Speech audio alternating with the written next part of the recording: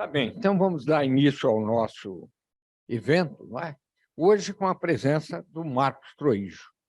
Marcos Troíjo tem uma longa trajetória no comércio exterior brasileiro, nas relações internacionais, uma formação muito grande na economia, no Instituto Rio Branco, em sociologia, né, Marcos?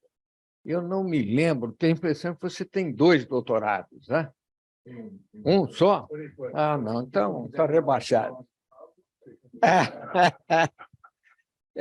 E o Marcos se tornou um grande amigo da casa. Isso nos idos de 2 décadas atrás, mais ou menos. Tivemos um grande convívio, depois a vida profissional o afastou um pouco de São Paulo, levou para Brasília, para o resto do mundo, né? E, com isso, nós perdemos a possibilidade de tê-lo aqui muito próximo. Mas é um grande orgulho receber você. Você sabe que nós somos imensamente gratos, a gente conhece a sua agenda, sabe que é difícil, e você vir aqui fazer uma palestra para nós é uma homenagem, a gente recebe isso como homenagem. Quem tem o mérito disso é a Cláudia, né? Foi a Cláudia Graverna que nos trouxe você aqui essa vez.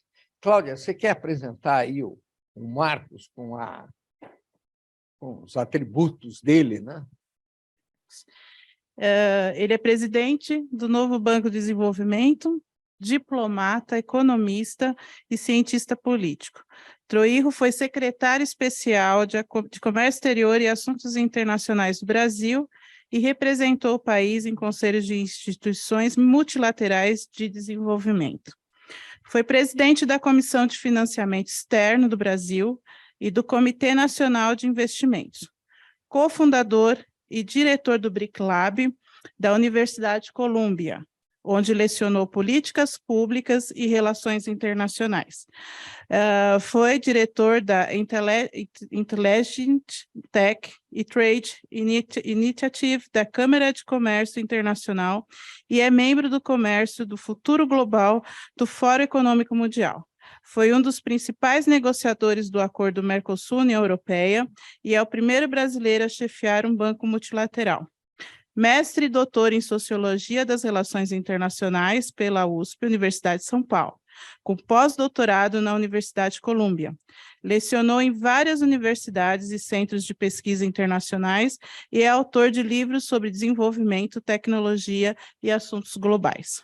Essa é a síntese do currículo do Dr. Marcos Troíjo. Pelo Departamento de Internacional, professor Grise, a gente tem o prazer de ouvir Marcos Troíjo.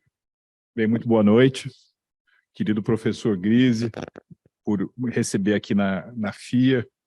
Eu me lembro que em 2001, mais especificamente, em outubro de 2001, eu estava voltando a morar no Brasil, tinha ficado um período servindo na delegação do Brasil na ONU, em Nova York, e havia tirado uma licença da carreira diplomática, ia ter uma experiência no setor privado, em bancos de negócios, e eu sentia muita falta da vida acadêmica.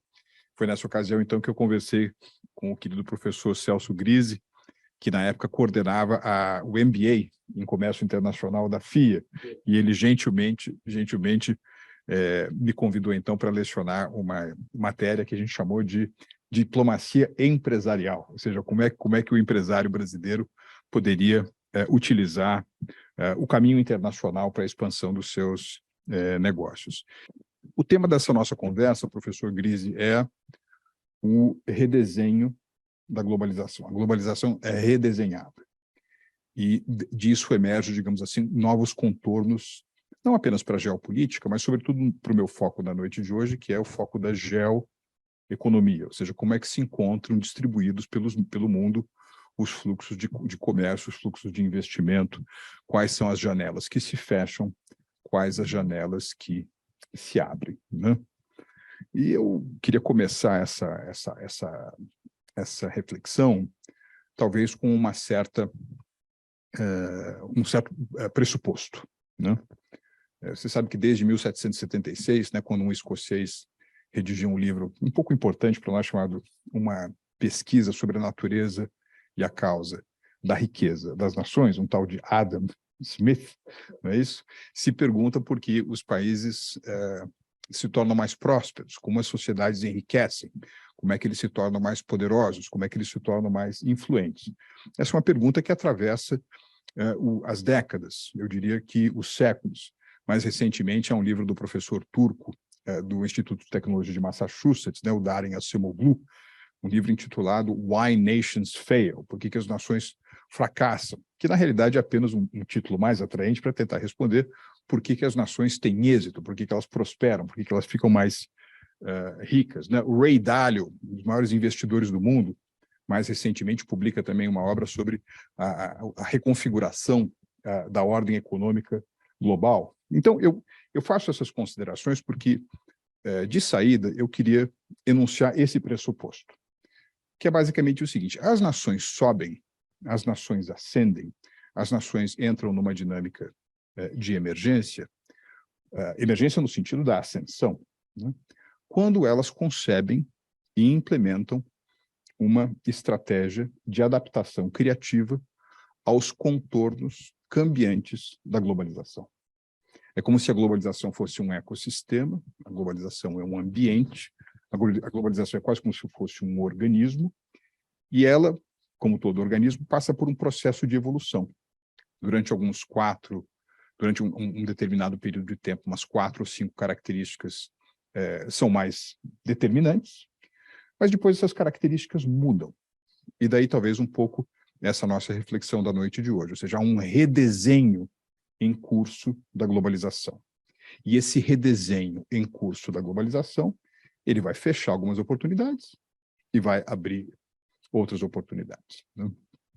Bem, se nós fizéssemos uma espécie de rápido trajeto histórico, se nós aqui, por exemplo, entrássemos na máquina do tempo, né, e voltássemos, vamos dizer, professor, 30 anos atrás, 1992, quais eram as principais características dessa globalização a qual os países e as empresas tinham que se adaptar? Em primeiro lugar, eu acho que encontrava-se muito forte aquela noção do cientista político Francis Fukuyama de que havia uma espécie de fim da história, né? É como se as forças, num determinado momento, né, as forças do mundo estavam divididas entre leste e oeste, em sistema capitalista e sistema comunista.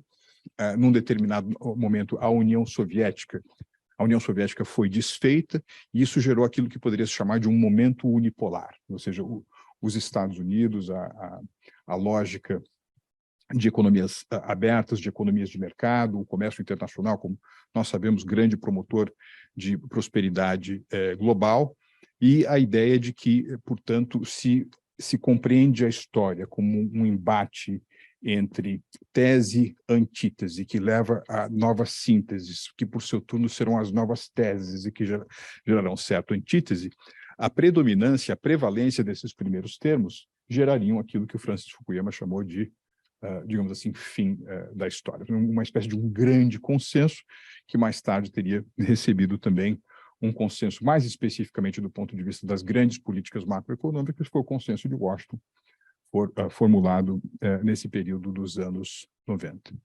Uma segunda característica dessa globalização de cerca de 30 anos atrás, e nesse sentido eu acho que é uma tendência também que vai ganhando força até o tempo presente, professor, é uma certa redefinição do Greenwich geoeconômico do mundo, do Atlântico para o Pacífico, né?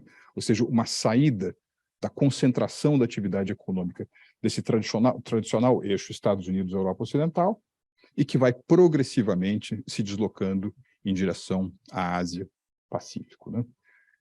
Obviamente, no final dos anos 80, começo dos anos 90, a locomotiva que aparentava puxar esse trem para frente, essa composição para frente, era o Japão, né? O Japão que, juntamente com o Brasil, durante o século XX, até, digamos, o final da década de 70, foi o país que teve a mais dramática expansão econômica. Num determinado momento, os custos de produção no Japão, os custos de aluguel no Japão, os custos de manter atividades no Japão ficaram tão absolutamente proibitivos, né, por conta da valorização do ien e da valorização dos ativos japoneses, que isso levou a uma espécie de diáspora corporativa de empresas japonesas, indo para países como a Coreia do Sul, indo para países como a Malásia, a Tailândia, ou seja, um processo em que se deu à luz a uns animaizinhos chamados tigres asiáticos, né? Ou seja, mais uma vez, uma mudança do eixo da economia global do Atlântico para o Pacífico, e, aparentemente, quem puxava essa locomotiva adiante era o Japão. Tem um livro famoso, publicado na virada dos anos 80 para os anos 90, do historiador Paul Kennedy, chamado A Ascensão e Queda das Grandes Potências. E, se eu me lembro bem, uma das capas do livro parecia mais ou menos o mapa mundi, representado por um rally de bicicletas, né? Então, no topo do mundo, mas já com as suas roupas um pouco rasgadas, um pouco carcomidas, você tinha a imagem do Tio Sam, a imagem digamos assim, do grande ator americano, mas na curva ascendente do globo, como se a fazer supor que se os Estados Unidos, no século XXI, viesse a ter uma determinada competição, essa competição era apresentada por um robusto lutador de sumô japonês em cima da bicicleta. Ou seja, a grande competição econômica do século XXI supostamente seria a competição entre os Estados Unidos e o Japão. Pouco se falava sobre China. Pouco se falava sobre China, que, como sabem, começou um processo de abertura econômica no final dos anos 70, né, o Opening Up Policy, em 1978, mas ainda, embora em escala significativa, não tinha dimensão que nós observamos em anos mais recentes. Então, uma segunda característica dessa, digamos assim, globalização desse período é a mudança do eixo geoeconômico do mundo para a Ásia-Pacífico. Uma terceira característica dessa fase também, o professor Celso, é que o mundo parecia estar se reordenando em torno de grandes áreas de integração econômica que, em determinada medida, também tinham uma ambição que iria para além do comércio, né? Veja, é do início dos anos 90 o Tratado de Maastricht, que aprofunda e diversifica as áreas de cooperação e integração da União Europeia. É desse período também que começa a circular o euro, né? É desse período também que há o acordo entre os Estados Unidos, o Canadá e o México, chamado NAFTA, agora chama USMCA, né? Um processo de integração. É desse período também que começa a se discutir a tal da ALCA, lembra da ALCA, a Área de Livre Comércio das Américas? É também do início dos anos 90 o nosso Mercosul, Brasil, Argentina, Uruguai, Paraguai. Então, é como se todo mundo, né, o mundo inteiro, tivesse se reorganizando, né, em geometrias de gigantescos espaços orientados a comércio e investimento, mas que em alguns casos tinham também a ambição da integração política. Veja, no caso da União Europeia, é dos anos 90, uma corte comum em Estrasburgo, um parlamento comum em Bruxelas, ou seja, mais uma vez, essa ideia de integração. E, como mencionei, eu servi na ONU em Nova York nos anos 90, o general Leonel também, e eu tinha a impressão que o paradigma na época era a integração, não como uma fortaleza em si, deixando o resto do mundo para fora, mas como um veículo para mais globalização. É como se fosse uma espécie de uma viagem, né, em que um cenário de mais globalização tem uma escala, e essa escala são os espaços econômicos regionais delimitados por tratados, como é o caso da União Europeia, como é o caso do Mercosul, como é o caso da ALCA, do NAFTA e tantos outros.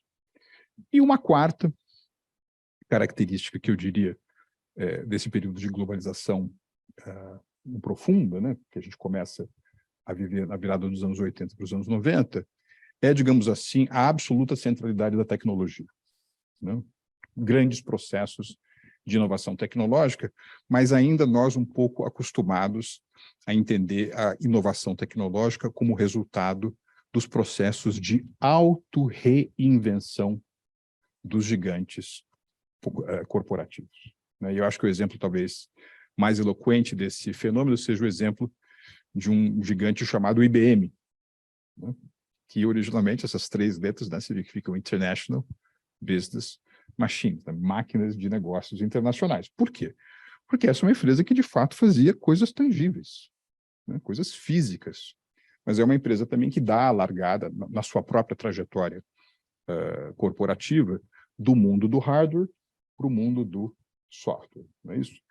Faz também uma digamos assim, peregrinação inovadora no campo daquilo que viria a ser o embrião dos grandes sistemas de administração de dados, do Big Data, né, como se diz, e agora também muito fortemente na área de inteligência aumentada. Ou seja, um processo, não é isso? Um processo que tem esses 4 vetores muito importantes, né? Ou seja, inovação tecnológica liderada por grandes empresas. Na virada dos anos 80 e dos anos 90, professor, a expressão startup, como sinônimo de empresa de pequeno porte, que nasce quase como uma garagem, com boas ideias, forte base tecnológica e acesso a capital do tipo anjo, era algo que praticamente não existia, né? Mas, mais uma vez, essa concentração desses 4 vetores leva a um período que nós poderíamos chamar de globalização profunda. Então, vejam, a régua com que se media esse redesenho da globalização era a régua em que medida os países e as empresas se adaptavam criativamente às oportunidades que se abriam e se fechavam nesse cenário. E, mais uma vez, eu mencionei que essas características permanecem válidas ou dominantes durante um certo período de tempo, mas depois elas mudam, depois elas evoluem. E eu acho que uma evolução muito... vamos supor que a gente queira marcar temporalmente quando é que acontece isso. Então, nós teríamos essa fase, digamos, de 1989, né, queda do Muro de Berlim, até 2008, com a queda do Lehman Brothers, tradicional casa de investimentos americano, e o início do que os historiadores econômicos já chamam de a Grande Recessão, ou seja, essa paradeira econômica mundial que começa em 2008 como resultado dos efeitos colaterais negativos da crise do subprime e da hipercomplexidade, né, dos produtos financeiros em praças como Wall Street, né? Então, vejam que coisa interessante. De 89, eu utilizei 89 como referência por conta da queda do Muro de Berlim, até 2008, ou seja, a Grande Recessão, o mundo vivendo um período de globalização profunda. Obviamente, há outras características, mas eu mencionei essas 4 aqui que me parecem muito importantes, ou seja, a noção de um certo consenso oriundo da ideia de fim da história, a consolidação de grandes espaços econômicos de integração que tendiam também à integração jurídica e política, o deslocamento do Greenwich geoeconômico do Atlântico para o Pacífico e a inovação tecnológica como sendo resultante, sobretudo, dos processos de reinvenção de grandes gigantes corporativos. De 2008 para cá, nós estamos vivendo num mundo diferente. Nós estamos vivendo num mundo diferente. É um momento em que talvez a gente tenha saído, né, desse ecossistema de globalização profunda, indo para um sistema em que há, digamos assim, o risco da desglobalização, né? Em inglês, se a gente fosse brincar um pouquinho com as palavras, nós estaríamos saindo de deep globalization para the risk of deglobalization, o risco de desglobalização. E a desglobalização tem uma série de outras características. Aqueles consensos, né, que pareciam a um momento eternos, como é o caso do consenso de Washington, a ideia de fim da história, foram contrapostos por outras realidades, né? Países que há um tempo lideravam retórica e efetivamente práticas de livre comércio passaram a adotar cada vez mais medidas protecionistas. Aquele conhecido cientista político americano, né, o Ian Bremmer, chama esse período do G0, ou seja, um mundo em que ninguém lidera, em que os países estão um pouco ali deixando de lado, né, essa dinâmica integracionista, indo única e exclusivamente atrás dos seus interesses nacionais. Ficou famosa a frase, por exemplo, do mundo do cada um por si. E aí você vai ter uma série de outros fenômenos que apontam, né, supostamente para essa tendência de desglobalização, e um dos mais conhecidos é a decisão dos britânicos de sair da União Europeia em 2016, um fenômeno chamado de Brexit, né? Ou seja, mais uma vez, saímos de um universo de globalização profunda para um cenário de risco de desglobalização. Bem, aí vem a pergunta. Então, o nome do jogo que nós estamos jogando agora, ou pelo menos que a gente tem jogado até 2008, é a desglobalização eternamente? Ou, na realidade, há uma globalização que está sendo redesenhada? Há um capítulo da globalização que está abrindo e que talvez a gente tenha alguns dos elementos já no horizonte, mas às vezes porque eles são tão distantes, a gente ainda não consegue vê-los com clareza, né? Então, a minha impressão é que sim, existe um novo capítulo da globalização se abrindo, né? Há um redesenho da globalização, para ficar fiel ao título dessa nossa fala de hoje, que está em movimento, né? Aí qual seria, digamos assim, quais seriam as grandes características desse novo capítulo da globalização? Então, num exame preliminar, nós poderíamos dizer que eles, por um lado, serão muito determinados por uma espécie de onipresença das pandemias, né? Então, em vez de falar no mundo pós-Covid-19, nós deveríamos falar no mundo com Covid-19, ou com Covids, ou com variações da Covid, ou com outro tipo de enfermidades que gerassem rupturas ou inflexões como essa que a gente vive desde, digamos, do final de 2019. Então, esse seria, digamos assim, uma das características desse novo capítulo da globalização. Uma outra seria a tendência a, digamos assim, uma formação de novos blocos político-econômicos, não necessariamente pela lógica da eficiência, mas pela lógica, digamos assim, dos seus aliados geopolíticos, né? A situação delicada, por exemplo, na Europa, supostamente faz supor que essa é uma tendência bastante forte. Uma terceira característica dessa nova globalização em curso, talvez possa ser encontrada no fato de que nós vivemos, nesse momento, professor Grise, um nível de inflação no mundo, com estagnação econômica no mundo, que é comparável em forma à estagflação do final dos anos 70, começo dos anos 80 nos Estados Unidos e na Europa, mas que supostamente seria mais horizontal do ponto de vista geográfico e, por outro lado, mais duradouro do ponto de vista cronológico. E essa não é apenas uma questão, digamos, de política fiscal, mas é também uma questão de política monetária. Hoje, nesse momento em que nós falamos, há 18 meses, né, ou seja, de cada 6 dólares que hoje se encontram em circulação no mundo, um não existia 18 meses atrás. Ou seja, como forma direta ou indireta de combater os efeitos econômicos da Covid-19, houve uma grande expansão da base monetária. A expansão da base monetária sem necessariamente um destino alternativo fez com que esses novos recursos monetários migrassem para ativos conhecidos, daí algumas valorizações indevidas dos mercados de bolsa de valores, algumas valorizações indevidas do setor imobiliário, né? Ou seja, os recursos vão por caminho que eles conhecem, eles acabam inflando esses ativos, levando a mais inflação. Ou então, mais uma vez, a resultante desse fenômeno inflacionário também, que é não uma recessão, mas uma grande paralisação. O Martin Wolf, por exemplo, né, um dos maiores cronistas econômicos, né, do Financial Times, chama esse período que nós estamos vivendo de o grande intervalo, né?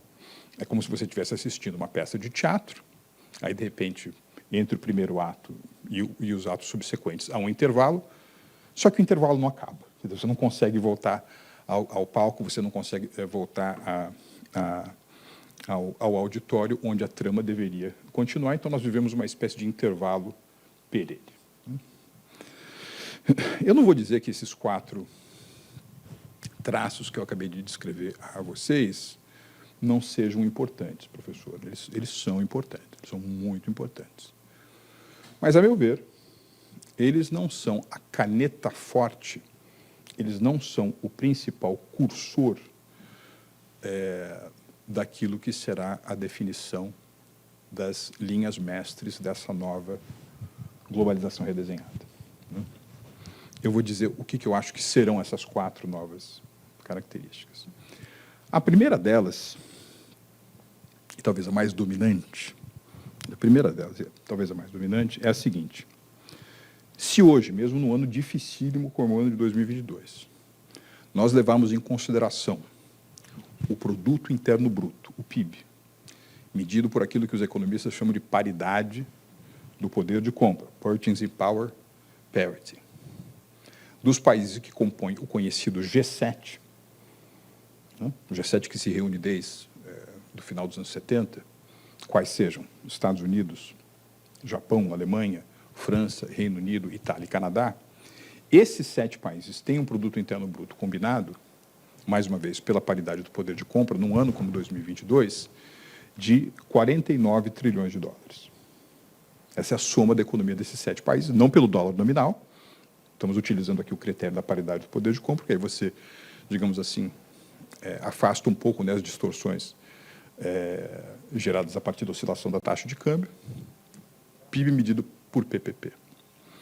Agora, se nós levarmos em consideração, se nós contrastarmos, professor, o G7 com o chamado E7, as 7 maiores economias emergentes do mundo, quais sejam China, Índia, Brasil, Rússia, Indonésia, México e Turquia, mais uma vez, mesmo nesse ano difícil de 2022, esses 7 países já têm um produto interno bruto combinado, medido pela paridade do poder de compra, de 60 trilhões de dólares. Então, hoje, do ponto de vista do impacto relativo, do crescimento ou retração dessas 7 maiores economias emergentes, os E7 já são 20% maiores do que os G7. Isso acontece, ou seja, essa pujança do E7 quando comparado ao G7, por conta do peso relativo da China. Não é isso? A China, que é digamos assim, talvez seja o maior milagre econômico da história, que se tem notícia em tão curto espaço de tempo. O Larry Summers, por exemplo, que foi secretário do Tesouro dos Estados Unidos, reitor da Universidade de Harvard, ele acha que a ascensão da China nesses últimos 44 anos faz a Revolução Industrial na Inglaterra parecer algo de uma dimensão menor. Então, você diz assim, bom, esse contraste do E7 com o G7 se dá em relação tão hipertrofiada por conta do tamanho relativo da China. Agora, se você extrair da sua conta a China do E7, você tira a China do E7, ficou E6, e você tira os Estados Unidos do G7, ou seja, fica G6, ainda assim os E6 são maiores do que os G6, ou seja, isso está longe de ser um fenômeno exclusivamente relacionado ao dramático percurso de êxito da economia chinesa. É algo um pouco mais estrutural. Aliás, está aqui o Dr. Paranhos, que é o presidente da Câmara de Comércio Brasil-Índia. Nos 5 anos que precedem o fenômeno do Covid-19, a China cresce mais, a Índia cresce mais percentualmente do que a China. E se você descontar o ano de 2020, que é um ano absolutamente atípico, de 2021 para cá, a Índia retoma a sua trajetória de crescimento em proporção percentual superior à da China. A distância entre as duas economias ainda é bastante grande, embora nós aqui nesse auditório seguramente seremos testemunhas oculares de uma ultrapassagem, de um eclipse muito interessante na cena internacional, que deve acontecer em algum momento entre 2025 e 2030, que é o momento em que a Índia ultrapassa a China como o país mais populoso do mundo. É uma coisa muito interessante. Agora, por que isso é tão relevante para nós? E acho que a segunda parte da fala de hoje, Cláudia, era sobre, enfim, as implicações para o Brasil disso tudo. Então, tem uma que é muito, assim, me parece interessante. Eu estive, há alguns dias, estava comentando com o professor Grise, nas reuniões anuais do Fundo Monetário e do Banco Mundial.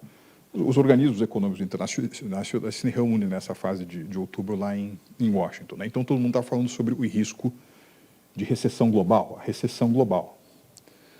Só que é o seguinte, Onde é que vai ter recessão no mundo, ou contração econômica, assim, em região significativa? Você vai ter isso nos Estados Unidos, você vai ter isso na Europa. Agora, a Índia, esse ano, vai ter um crescimento econômico entre 6,5% e 7,5%. A China, com todos os problemas de lockdown, deve ter um crescimento na vizinhança de 3%. Para o ano que vem, se você olhar as estatísticas do Fundo Monetário Internacional, ela já pula para cima de 4% novamente. A Indonésia, com seus 280 milhões de pessoas, deve experimentar um crescimento econômico esse ano entre 5% e 6%. A Nigéria, com seus mais de 220 milhões de pessoas, crescimento econômico também na vizinhança de 5%. O Egito, que se tornou a maior economia da África do ponto de vista da paridade do poder de compra, crescimento econômico também na vizinhança de 5%. Então, na realidade, quando você faz uma espécie de radiografia, né, um scanner de quais são as principais fontes de crescimento econômico do mundo hoje, elas estão essencialmente centralizadas no mundo emergente. Mas com uma característica adicional. Mundo emergente naqueles países de grande estoque populacional. Não é isso? Aliás, eu vou fazer aqui uma descrição de uma mágica que os matemáticos nos ensinam, que é a chamada regra do 77, regra do 70. Alguém aqui sabe o que é isso? Então, a regra do 70 é o seguinte: vamos supor que você queira determinar em quantos anos o país dobra a sua renda per capita, baseado em qual é a sua taxa anual de crescimento econômico. Vamos pegar, por exemplo, a Índia. Vamos supor que a Índia esteja crescendo 7% ao ano. A regra chama regra dos 70. Então, você 70 dividido por 7 são 10. Então, 10 é o número de anos, uma década é necessário para um país dobrar a sua renda per capita. Se o país estiver crescendo 3,5%, você divide 70 por 3,5, 20 anos, 2 décadas é o tempo necessário para o país dobrar a sua renda per capita. Bem, eu vou pegar o caso da Índia. Vamos supor, uma renda per capita de $3.000. Né? Se você cresce a 7% ao ano, todo ano, durante uma década, você pulou de uma renda per capita, né, um PIB per capita de $3.000 para um PIB per capita de $6.000. Vocês sabem o que é que a literatura, a história e a experiência nos ensina sobre o que acontece com essa renda adicional, por exemplo, quando você cresce tão vertiginosamente a partir de uma base de renda per capita razoavelmente baixa? Sabe o que acontece com essa renda? As pessoas comem mais. As pessoas comem mais. Elas multiplicam a sua ingestão de calorias, elas multiplicam a sua ingestão de nutrientes. Aliás, professor, elas comem mais e melhor. Ou seja, elas exponenciam o seu consumo de calorias, né? Você comem mais, e elas exponenciam também o seu consumo de nutrientes, ou seja, elas comem mais e elas comem melhor. Né? Então, mais uma vez, o que isso vai significar? Hoje a gente fala muito em que existe, e durante essas reuniões dos organismos multilaterais há alguns dias, talvez a expressão mais forte que nós ouvimos foi a expressão food security, segurança alimentar, segurança alimentar. Então, você tem um problema logístico, ou você tem tensões geopolíticas, ou você tem problema de falta de insumos para a agricultura, então haveria um problema de segurança alimentar no mundo. A meu ver, professor, há, em realidade, uma mudança estrutural na configuração do mapa de demanda por alimentos no mundo, cuja principal força de deslocamento é o crescimento retumbante das grandes economias emergentes com grande estoque populacional. O mapa de demanda por alimentos no mundo nunca mais será o mesmo à luz do crescimento vertiginoso desses países de grandes dimensões com grande crescimento populacional. E aí nós pensamos um pouco, mais uma vez, implicações disso para o Brasil. Né? Quais são os 4 maiores produtores de alimentos no mundo? A China, que é o maior produtor de todos, mas que é um importador líquido de alimentos por conta do tamanho da sua população. Os Estados Unidos, que tem uma balança comercial no setor agrícola que fica mais ou menos no 0 a 0. A Índia é uma grande produtora, embora há muito que se tenha que fazer do ponto de vista do aumento da produtividade e também da abertura do mercado agrícola na Índia. Ora, e qual é o outro produtor que está nesse quarteto, que tem as características positivas, né, de meteorologia, solo, né, experiência concreta na multiplicação da sua produção agrícola e extraordinária abundância daquele que talvez seja o principal insumo para a agricultura de competitividade no século XXI, que, aliás, é isso aqui. Que país que é esse? Oi? Brasil. É o Brasil. É o Brasil. Aliás, não tem uma região na Califórnia chamada Vale do Silício? Ela é famosa por quê? Ela é famosa por conta de um componente que é muito utilizado na indústria de tecnologias da informação e que permaneceu, digamos assim, ajudou, né, entre outros fatores, obviamente, a permitir esse formidável florescimento da indústria de tecnologias da informação naquela região. Vale Silício, Vale do Silício, Silicon Valley. Sabem o que é o Brasil? O Brasil é um gigantesco vale da água. Não tem o Silicon Valley, o Brasil é um water valley, né? Ou seja, um insumo fundamental para combater esse que é um dos principais, ou para enfrentar exitosamente um dos principais desafios do século XXI, que será a segurança alimentar. Aliás, eu acho que eu contei essa história para o doutor Paranhos, né, que quando eu estava nas minhas funções de governo, mais recentemente, em 2019, 2020, eu fui à Índia para tentar aumentar os fluxos de comércio entre o Brasil e a Índia.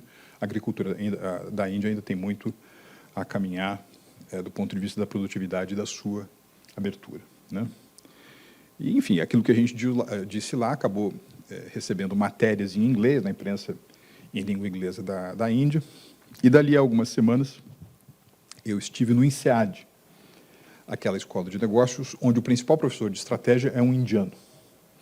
Aí, quando ele me viu assim, ele falou assim: Marcos, poxa, que bacana, que legal, li tudo o que você falou lá na Índia, você tem toda a razão, eu tenho certeza, olha o que ele disse, eu tenho certeza que, no futuro, a relação Brasil-Índia será um dos principais water trade do mundo. Aí, quando eu ouvi aquilo, né, water trade, será que é um termo técnico que eu não conheço? Né? Tem day trade, né? Alternate trade. Será que é um termo técnico desconhecido? Não, mas ele estava falando exatamente disso, comércio de água. Ou seja, grandes dificuldades e restrições hídricas na Índia, grandes dificuldades e restrições hídricas na China, grandes dificuldades e restrições hídricas na Europa. Aliás, é muito curioso que eu comentei isso com um amigo que é engenheiro agrônomo, e ele falou assim: bom, Marcos, aí você então descobriu por que, por exemplo, a China importa tanta soja, mas produz tanto milho internamente. Sabe por quê? Porque para você fazer uma tonelada de soja, você precisa de cerca de 5 vezes a quantidade de água para você fazer uma tonelada de milho. Então, na realidade, você acha que você está exportando soja, mas, na realidade, você está exportando água. Algo extremamente importante. Então, primeira característica dessa globalização redesenhada, grande crescimento das economias emergentes, e eu mencionei algumas das oportunidades que aparecem aí para economias como as economias do Brasil. Uma segunda característica, vocês devem estar acompanhando muito de perto toda essa discussão sobre global supply chain, não é isso? Cadeias de suprimento globais. A meu ver, essa redefinição, professor, ela é muito mais abrangente do que apenas global supply chain, ou seja, cadeias de suprimento globais. Ela é uma redefinição de cadeias de suprimento, mas também redes de demanda, redes de marketing, redes de colaboração em pesquisa, desenvolvimento e inovação, porque nós nos acostumamos um pouco com o mundo, né, em que, sei lá, os Estados Unidos e a Europa fornecem pesquisa, desenvolvimento, inovação e marketing. A China e alguns outros países asiáticos são a fábrica do mundo, né, o chão de fábrica. Países como o Brasil, a Rússia são fontes de energia. Né? Brasil, Argentina são os bread baskets, né? Mais ou menos essa configuração de divisão internacional do trabalho. Essa divisão internacional do trabalho também está sendo absolutamente reconfigurada, né? Por exemplo, esse ano nós temos eleições no Brasil. Eu lembro que, geralmente, em períodos eleitorais, né, em anos anteriores, uma das características mais conhecidas, né, de candidatos ao Brasil, das suas equipes econômicas, era fazer um périplo, né, pelos bancos em Wall Street, etc. Hoje, muitas das grandes fontes de liquidez do mundo estão no Oriente Médio ou no Oriente, em países como Singapura, em países como os Emirados Árabes Unidos, ou seja, a própria redistribuição, né, dos fluxos internacionais de liquidez observou uma mudança muito significativa.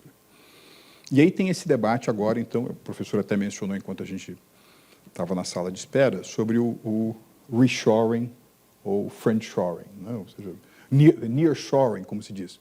Bom, vamos então, o que vai acontecer agora é que houve um fenômeno, digamos assim, de dispersão territorial do capital manufatureiro, né? Sobretudo manufatureiro, do Atlântico para o Pacífico, então agora provavelmente vai começar um movimento de bumerangue, né? Eles vão voltar para as tradicionais praças ocidentais. Eu acho que é mais provável que isso aconteça do ponto de vista das vontades, né, dos desejos políticos, etc., do que algo realmente significativo do ponto de vista das decisões empresariais. Porque, na realidade, se você vai falar sobre reshoring, sabe qual vai ser a bússola mais importante, professor, para definir isso? É um negócio chamado balanço patrimonial. A necessidade de gerar resultados para os seus acionistas por meio de períodos definidos por quarters, a meu ver, é uma força muito mais poderosa do que a suposta retórica geopolítica aqui e ali. Mesmo porque, para fazer muitos dessas reconfigurações de cadeias de valor, você teria que fazer um esforço de investimento, um esforço de capex, que eu não sei se todo mundo vai estar disposto a fazer, né? Dá um exemplo.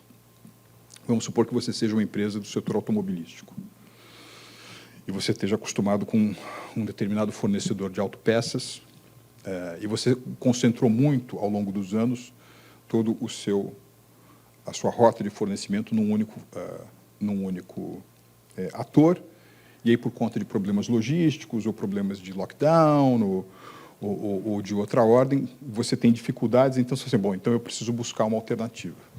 Então, quais seriam 3 possíveis alternativas? Uma, o gestor dessa empresa ele pode dizer o seguinte, bom, eu vou a mercado e vou oferecer um prêmio, né? Por exemplo, preciso comprar componentes para a trava de direção do veículo.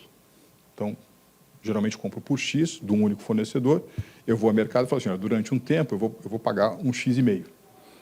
E isso vai gerar, você criou uma demanda, você vai gerar uns 4 ou 5 fornecedores diferentes, a competição entre eles, do ponto de eficiência e também eficiência de custo, no médio prazo vai levar o preço para baixo, onde é que ele estava, e você, digamos assim, resolveu a sua dependência no fornecedor único. Essa seria a alternativa A. Qual seria uma alternativa B? O sujeito está acostumado a trabalhar com estoque de 18 dias. Então, ele vai fazer o seguinte, olha, eu vou alongar o tempo do meu estoque. Eu vou fazer compras de 90 dias. Vou deixar mais coisa lá no depósito, mas eu não quero me pegar numa situação em que eu não consigo entregar para o meu consumidor final porque eu estou com dificuldades de componentes. Ou seja, você aumenta o teu estoque, isso vai trazer alguma ineficiência, algum incremento de custo, mas, pelo menos, você está seguro. Qual seria a terceira alternativa? Bom, eu próprio vou construir a minha fábrica de trava de direção. A minha impressão é que qualquer, digamos assim, administrador de empresas tenderia a se concentrar mais na primeira ou na segunda alternativa do que na terceira, o que mostra, me parece, essa distância entre o que é retórica, o que é discurso e o que é a realidade de fato.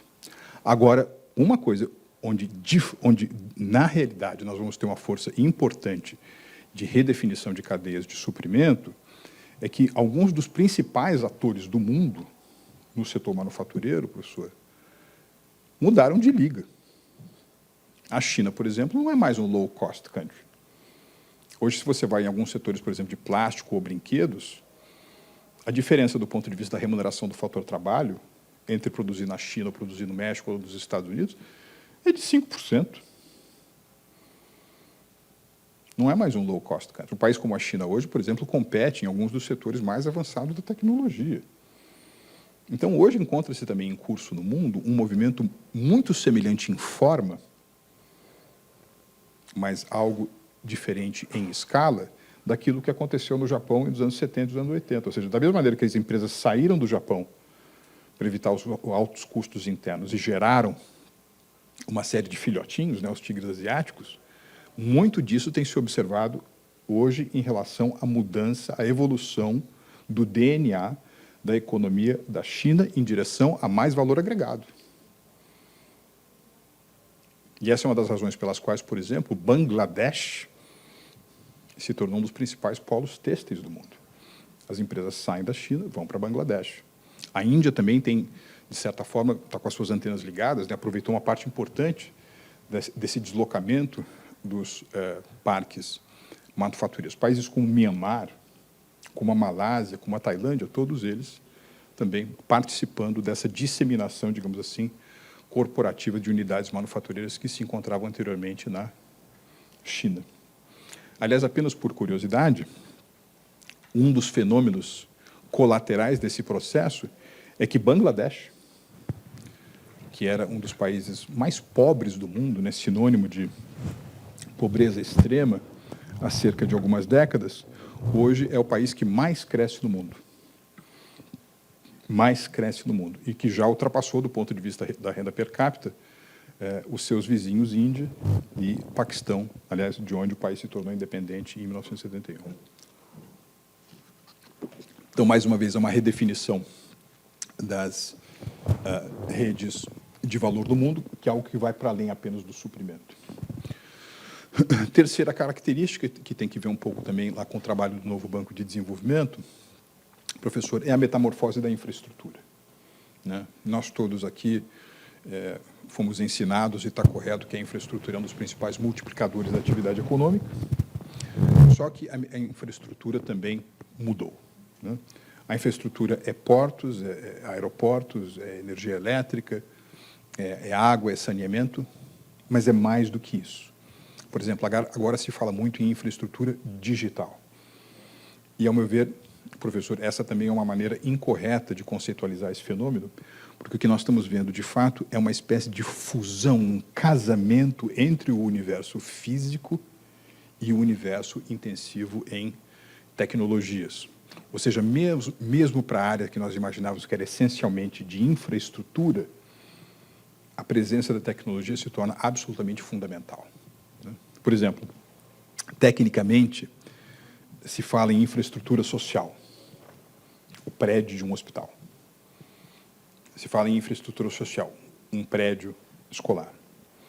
Só que uma vez eu estava conversando, eu tinha acabado de iniciar meu trabalho lá no novo Banco de Desenvolvimento, e estava falando com um futurólogo, né, um sujeito que pensa, digamos assim, essas grandes tendências, e eu perguntei para ele qual que ele achava que era o principal desafio da infraestrutura no mundo. E isso é mais ou menos, sei lá, agosto, setembro de 2020, 2 anos atrás. Aí ele falou assim, olha, Marcos, eu acho que o principal desafio é o seguinte, por conta da Covid, ou por conta de restrições da pandemia, você tem essencialmente 500 milhões de crianças com menos de 14 anos de idade hoje no mundo, que, por conta de você não ter aulas presenciais, elas estão longe da escola porque também lhes carece os instrumentos de conectividade básica que lhes permitiriam algum tipo de educação à distância. Ou seja, se você vai pensar em infraestrutura, não é apenas no prédio da escola em si, mas o prédio da escola está conectado com instrumentos, ainda que sejam instrumentos de tecnologia frugal, simples, a tablets ou outros, digamos assim, instrumentos móveis que permitam ao aluno e aos seus professores manterem a atividade didática no evento, na eventualidade de uma grande pandemia. Então, isso é que significa um pouco também essa onipresença da tecnologia embutida também na infraestrutura física. E aí, para concluir, professor, acho que o quarto elemento desse novo capítulo da globalização redesenhada, é aquilo, quer dizer, o nosso amigo Daniel, lá o professor Klaus Schwab, diz que não é mais a terra, não é mais o capital, não é mais o trabalho, que são os principais fatores de produção, mas é o talento. Tanto que o professor Schwab diz o seguinte: nós não podemos mais falar em capitalismo, nós temos que falar em talentismo. Quer dizer, o talento se tornou o principal diferencial de competitividade das economias. E eu acho que aqui, talvez, nesse contexto da nova globalização, do novo capítulo da globalização, talento não significa para o indivíduo necessariamente vocação, para a empresa não significa necessariamente nicho ou core business, e para um país não significa mais o conceito tradicional de vantagens comparativas, como formulado pelo grande economista britânico Davi Ricardo. Talento, nesse contexto da nova globalização, tem mais que ver com o trabalho de um outro professor que é amigo do Daniel, o Ricardo Hausmann, quando ele fala sobre a complexidade econômica, ou seja, a capacidade de responder a seguinte pergunta: no que você é bom, para além daquilo onde você já concentra a sua grande especialidade. Isso é válido para o indivíduo, é válido para a empresa e é válido para os países também. Ou seja, você precisa ser um engenheiro que gosta de poesia, entende de poesia, um poeta que conhece métodos quantitativos, um matemático que consiga ler contratos, um advogado que tenha aptidão para as ciências exatas. Ou seja, esse universo... Tem um professor que eu adoro, né, Eugênio Mussac, chama isso de metacompetência, né? Talento como metacompetência, o mesmo vale para as empresas, o mesmo vale para os países. Então, a meu ver, é isso. Nós estamos, sim, iniciando um novo capítulo da globalização, há um novo redesenho da globalização, predominância dos emergentes como fonte de crescimento econômico, redefinição das redes globais de valor, a metamorfose da infraestrutura de modo a incluir cada vez mais tecnologia e o talento como um elemento central da competitividade são aí os vetores dessa nova fase que está se inaugurando para nós. Muito obrigado.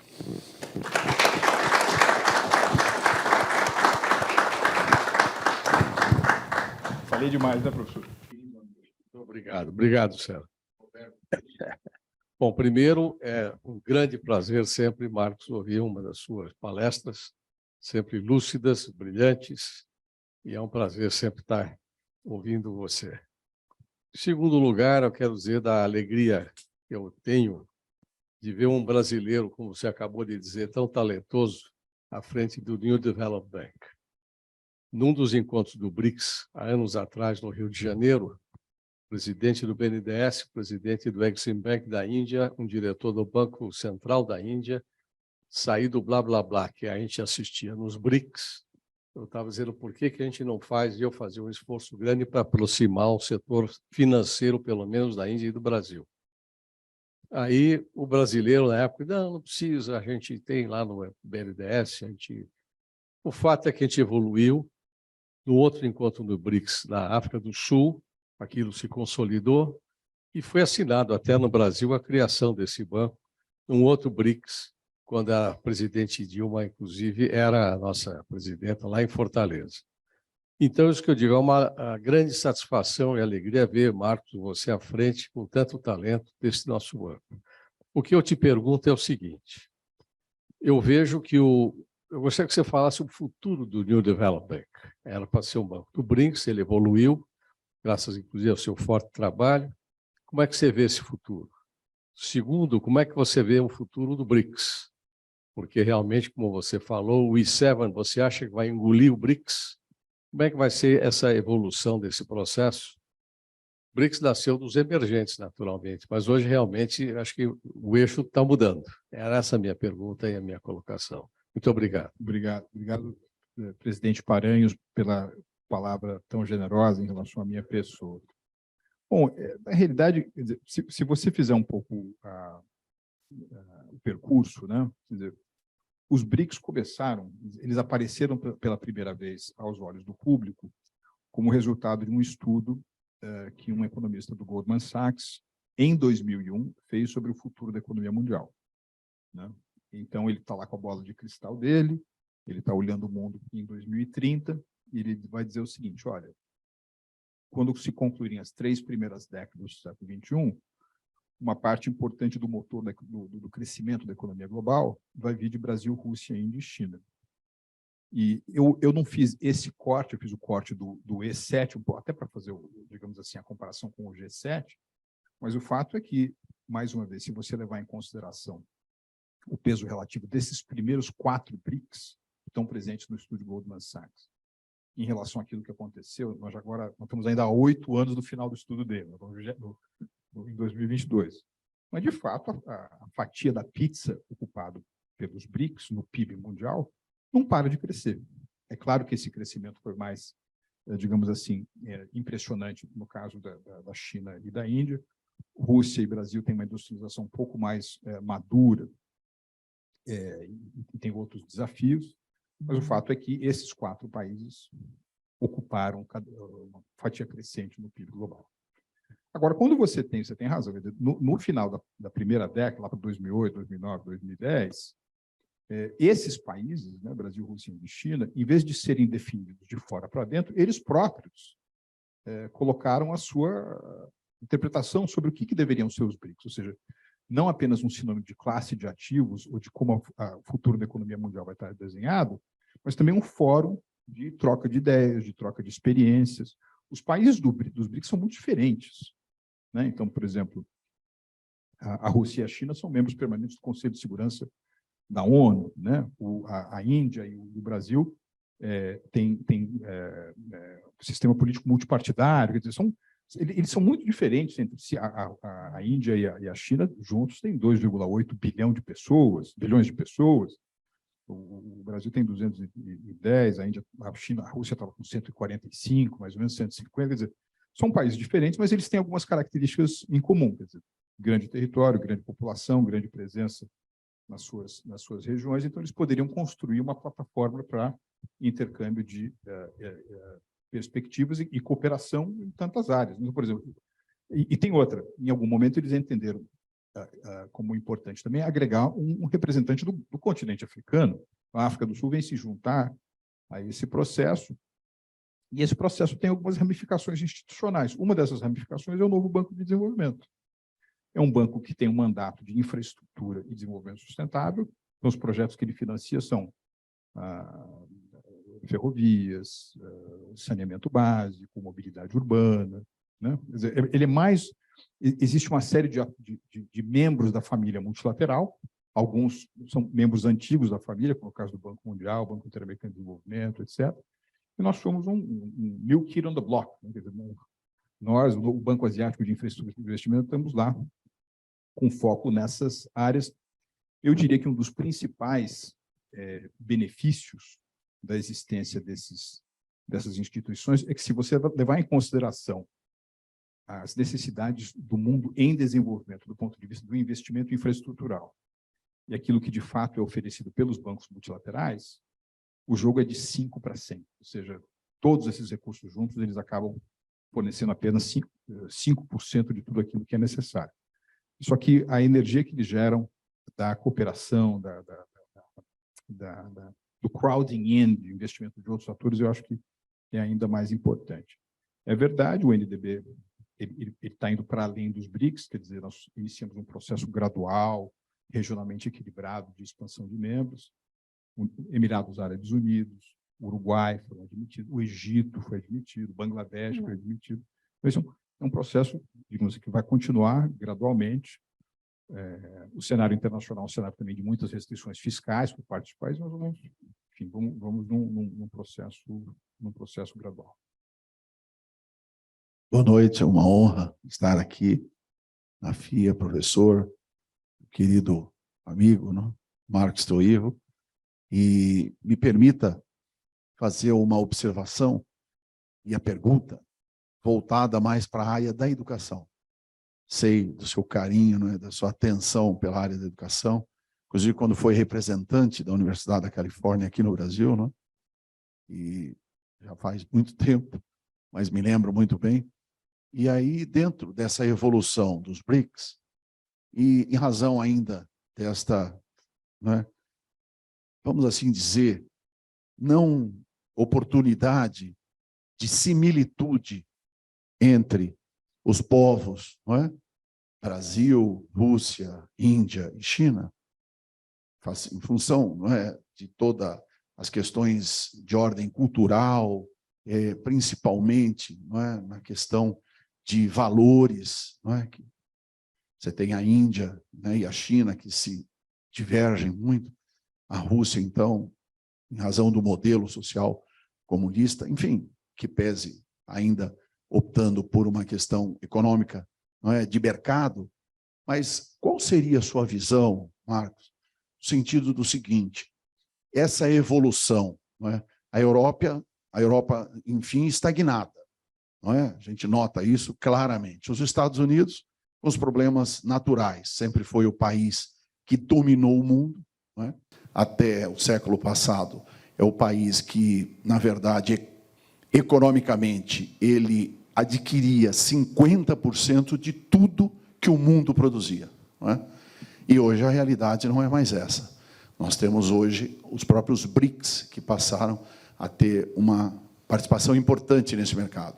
Mas a questão da cultura, a questão do conhecimento, levando-se em consideração o aspecto, inclusive, que você disse, da inteligência e do conhecimento individual que o advogado precisa ser, e a gente nota isso. Eu sou advogado e jornalista, aliás, não é minha honra de ter trabalhado com você no Jornal do Brasil, não é? E sei da sua competência também nessa área. E, no fundo, o que a gente precisa hoje? O que precisaria o Brasil, especificamente, para estar adequado para podermos liderar esse processo do BRICS, em razão especificamente da educação e do desenvolvimento cultural do povo brasileiro com os demais países dos BRICS? Obrigado, Sérgio. Obrigado pelo carinho também. Mais uma vez, se nós levamos... A Europa hoje tem 470 milhões de pessoas. Os Estados Unidos têm 320, 330. Então, 800 milhões de pessoas, 10% da população global. Então, se você levar em consideração China, Índia, Brasil, Rússia, Paquistão, Nigéria, Bangladesh, nesses países de grande contingente populacional, você ainda terá, apesar, digamos, pegar o horizonte dos próximos 1 ano e meio, 2 anos, crescimento econômico significativo e robusto, né?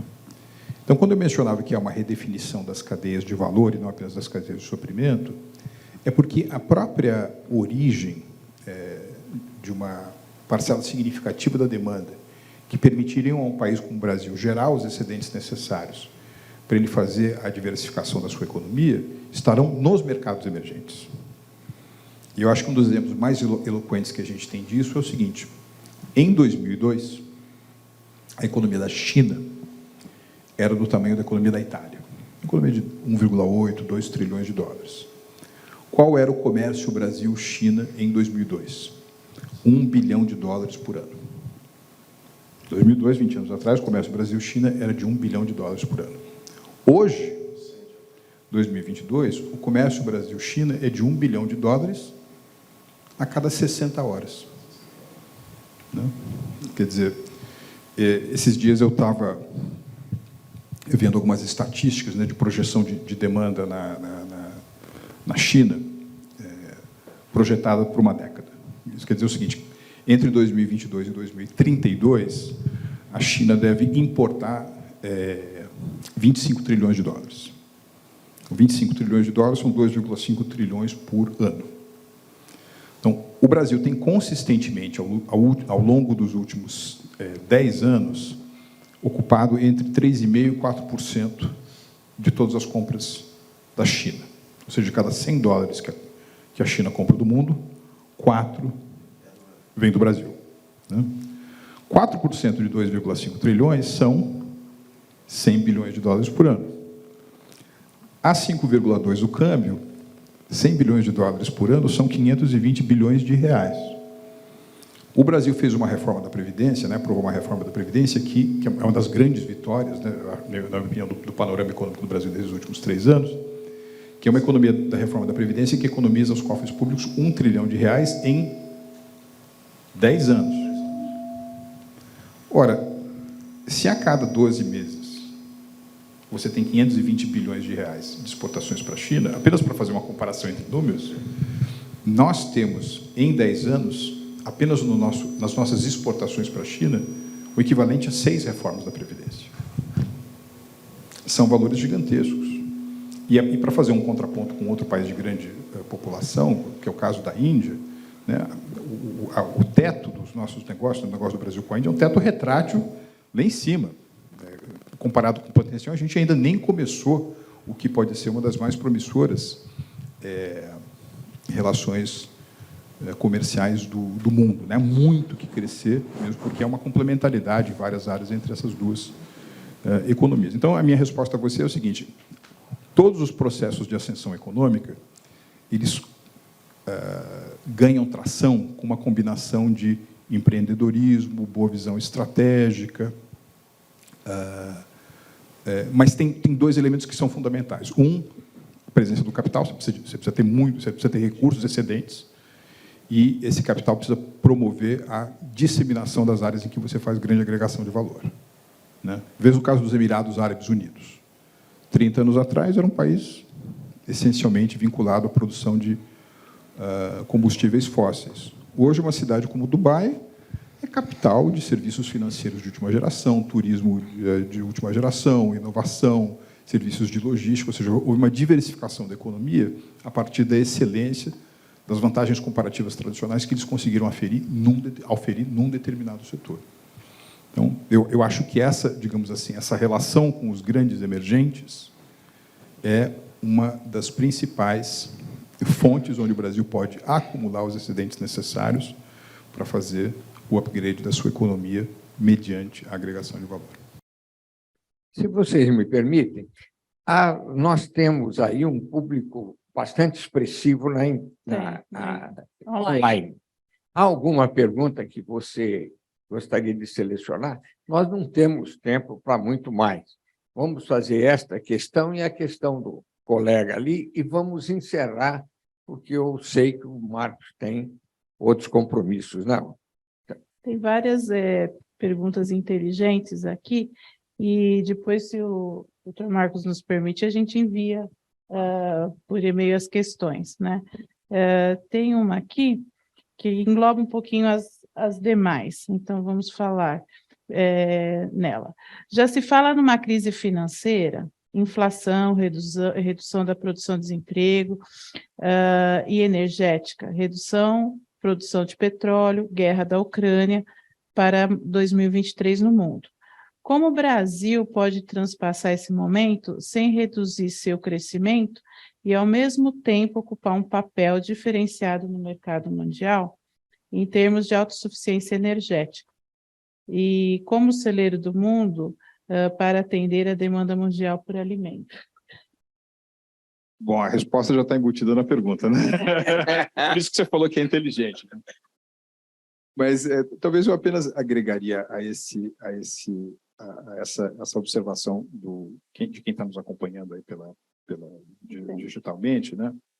Que eu acho muito interessante, que é o seguinte: é curioso que, quando a gente fala que uma determinada economia durante um certo tempo vai ter uma retração, às vezes a gente acha que isso é alguma coisa que é uniforme e que atinge quase que de maneira harmoniosa todos os setores, né? Mas, para mim, 2020 foi um ano muito assim, elucidativo, porque eu lembro que, quando deu abril, saíram as primeiras projeções do Fundo Monetário Internacional sobre o que seria o crescimento das economias naquele ano. E aí os caras cravaram lá, sem dúvida alguma: o Brasil vai perder 10% do seu PIB. E aí, assim, se você fizesse se você dissecasse as razões pelas quais a gente já tem um tombo tão grande, era: tem lockdown, as pessoas não podem trabalhar; 2, você tem uma paralisia do ponto de vista de investimentos, ou seja, decisões econômicas são retrasadas, então você não tem geração de novos ciclos; e 3, e talvez o ponto de vista, o fator mais preponderante, era o esfriamento da demanda asiática, né? Porque, enfim, a China era um pouco o epicentro, né, do início da pandemia, isso se alastrou rapidamente para outros países da Ásia. Hoje, de cada $2 que o Brasil vende no mundo, 1 vende para a Ásia. Então, bom, como vai esfriar? Então, 1/3 praticamente desse tombo era o resultante da demanda asiática. O que aconteceu? A demanda não encolheu. Por quê? Porque, mesmo no contexto de uma pandemia, você deixa de jogar tênis. Você não deixa de comer, né? Então, para utilizar aqui, enfim, um conceito de elasticidade, ou seja, a demanda, né, por alimentos, ela é muito menos suscetível a esses, digamos assim, choques extemporâneos do que outros setores da economia, né? E essa é uma das razões pelas quais, em vez de ter uma contração de 10%, o PIB brasileiro tem uma contração de 3,9% em 2020. Então, a meu ver, Cláudia, e um pouco aí na linha do que comentou o nosso amigo aí da internet, eu acho que essa coisa da demanda por alimentos, e acho que para a energia também, para esses fins, ela é estrutural. Ela é estrutural. Até da própria China. Quer ver que número interessante? Hoje a China já é a maior economia do mundo do ponto de vista do PIB medida pela paridade do poder de compra. Agora, do ponto de vista do PIB nominal, seja dólar corrente, os Estados Unidos ainda são maiores. Os Estados Unidos são uma economia de 23, 24 tri, a China tem 18 tri. Né? Vamos supor que o crescimento chinês se estabilize em 4% para os próximos anos. Né? 4% sobre um PIB de 18 trilhões são 180, 360, 720 bilhões de dólares por ano de crescimento incremental. Isso quer dizer o seguinte, que se a China estabilizar o seu crescimento anual em 4%, a China cresce uma Argentina por ano. Né? Então, vamos lá, do ponto de vista do PIB nominal, quem é a maior economia do mundo? Estados Unidos. Segunda, China. Sabe quem é a terceira? Hoje é o Japão. O PIB do Japão deve estar em 5,5, 5,6 tri.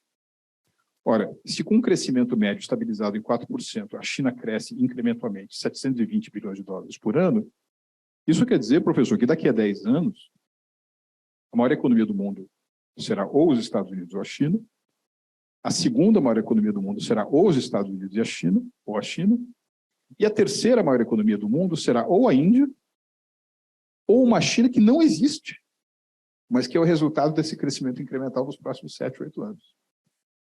E, mais uma vez, quando você tem esse crescimento vertiginoso a partir de bases de renda per capita mais baixa, o que acontece mesmo com a renda incremental? As pessoas comem. Vê que coisa curiosa, um dos países, professor, que mais bem tem aproveitado essa oportunidade é o Uruguai. É o Uruguai. O Uruguai tem uma estratégia muito interessante de aproveitamento de mercados na Ásia. Sabe o que está acontecendo? Neste ano, professor, em 2022, o Uruguai terá uma renda per capita, medida pelo dólar nominal, superior ao do Chile. O Uruguai se tornou a renda per capita mais alta da América do Sul por conta dessa pujança das oportunidades comerciais que ele tem aproveitado. Bom, vamos para uma última pergunta, para respeitar o horário do Marcos, por favor. Vou tentar ser bem breve, professor. É muito importante o debate de hoje. Parabéns, professor. E eu vou ser um pouco contundente numa pergunta bastante objetiva, só que eu vou fazer um breve relato da minha formação, porque tem tudo a ver com energia, tá? E eu trabalho com isso há mais de 50 anos. Então, eu me formei aqui na USP, no Instituto de Energia Atômica, na época, em especialização em instrumentação nuclear. A nossa função era não deixar o reator nuclear explodir. Aqui na USP não podia. Depois veio o Angra 2, o Angra 3 não chegou e está aí até hoje parado. E, com essa minha formação técnica, né, eu comecei a analisar uma série de coisas durante os 20 anos que eu trabalhei na área médico-hospitalar, com relação à economia e tudo que nós vimos nesses últimos 40 anos, de 80 até agora. Quer dizer, um vai e vem econômico terrível. Eu acabei de fazer agora, o ano passado, mestrado estrito sensu na Fundação Getúlio Vargas, justamente questionando a nossa matriz energética totalmente equivocada, errada, ultrapassada, e uma economia que não se adaptou à nova matriz energética que terá que vir, custe o que custar. Tanto é que eu fiz a referência disso lá no Forte de Copacabana, em 2012, coloquei bem claro, se nós não mudarmos a nossa matriz energética, não tem economia que vai se sustentar. A pergunta é bem simples e bem rápida. Teve recentemente, em São Petersburgo, a reunião dos BRICS, logo no início de 2019, que o governo atual assumiu, e lá foi discutido uma nova possibilidade de uma nova matriz financeira para segurar o que virá pela frente. Todo o desdobramento que aconteceu em São Petersburgo está resultando no que está acontecendo na Europa agora. Aquilo não está acontecendo por acaso. Aquilo tem uma origem, e essa origem foi lá em São Petersburgo. Né? O nosso atual ministro colocou que, na época, ele estava na Argentina e criou o tal do peso real ou coisa parecida. Então, a pergunta é bem simples. O RDB vai continuar na paridade dólar ou vai criar uma nova função macroeconômica do que vem a ser o papel do sistema financeiro na economia mundial? E uma sugestão para fechar o raciocínio. O senhor colocou G7, E7 e o I7 precisa ser elevado com a economia real, a halal, que está em curso. Muito obrigado. Obrigado pela pergunta. Olha, eu não sou um especialista em energia, né? Mas eu acho que tem muitas coisas que você disse que são corretas e me parece que nós estamos caminhando aí para um futuro que não é necessariamente de uma principal fonte de energia para uma outra principal fonte de energia, mas é um futuro multimatriz, né? Que nós vamos ter respeitadas digamos assim, especialidades, né, potencialidades de cada país. Por exemplo, no caso do Brasil, você tem grande abundância de recursos hídricos, de recursos que podem ser captados por energia eólica, energia fotovoltaica. Nós temos aí o nosso petróleo em águas profundas, então é natural que você vai ter ali uma combinação que é multimatriz. No caso do novo Banco de Desenvolvimento, ele tem, na sua própria Articles of Agreement, né, na sua Constituição, esse tema da crescente, né, realização de negócios, no financiamento de projetos em moedas locais, né? O que me parece também que será também o resultado natural, né, progressivo de uma mudança em que você tem a diminuição relativa do papel internacional do dólar, ou da libra esterlina, ou do euro, e você vai ter aí uma cesta maior de moedas com que você pode trabalhar. Esse é um processo, mais uma vez, que deve ir par e passo com a mudança da estrutura relativa, né, de cada fatia relativa que outras economias, sobretudo as grandes economias emergentes, vão ocupar no mundo daqui por diante.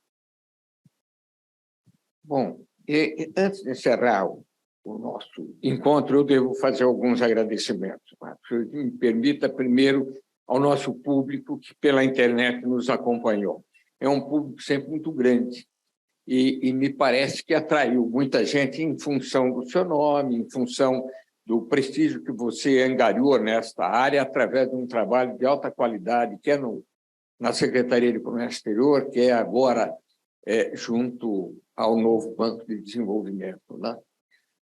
Então, eu quero agradecer a vocês que estiveram conosco, formularam as questões, eu vou depois arrolá-las todas, encaminhar ao Marcos para que tenha a oportunidade de responder aquelas questões que ficaram suspensas. Bom, quero agradecer vocês também que estiveram presencialmente aqui, pessoas ilustres que compareceram abrilhantando este evento. Agradecer muito as perguntas que foram feitas e agradecer quem não fez para poder também respeitar o tempo do nosso palestrante. Cláudia, a você um agradecimento muito especial. Você foi fantástica na construção desse evento e na presença dele. Meus parabéns. Muito obrigado. Por fim, um agradecimento ao Marcos. Marcos, é um prazer tê-lo aqui de novo, né? De tanto tempo afastado aqui da possibilidade de estar conosco e agora voltar nesta atitude sempre muito simpática, muito generosa conosco. Quero agradecer a você e parabenizá-lo, porque o conteúdo é desafiador. Eu vou ter que rever isso tudo na internet, na nossa gravação, porque ficaram aí várias ideias que podem ser exploradas economicamente.